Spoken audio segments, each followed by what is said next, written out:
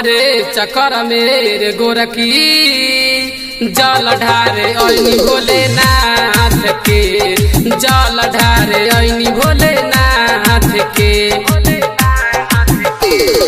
तोहरे चक्कर मेरे गोरखी जल ढारे ऐनी भोलेनाथ के, जल ढारे ऐनी भोलेनाथ के। कहे जाके भोले बाबा से हई दीवाना सुनाया जी के। तोहरे चक्कर मेरे गोरखी जल ढारे ऐनी भोलेनाथ के, जल ढारे ऐनी भोलेनाथ के।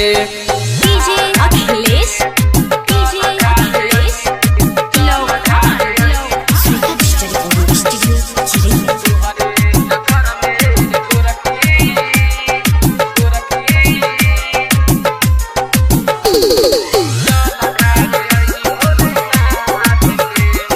दुई साल से पीछा बारी कुछ नहीं कैली, रहुए भरोसे बाबा पीछे हो आइली।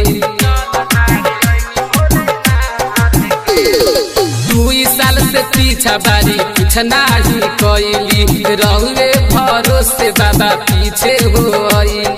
ओकरे से बाबा कराई दी से हो तर जाई सुइया पहाड़ के। तोहरे चक्कर मेरे गोरखी जल ढारे ऐनी भोलेनाथ के, जल ढारे ऐनी भोलेनाथ के।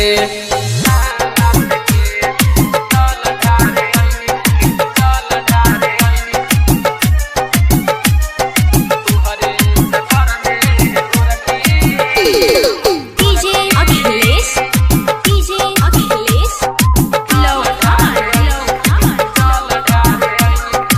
स्वीटा डिजिटल ऑडियो स्टूडियो चिरैया।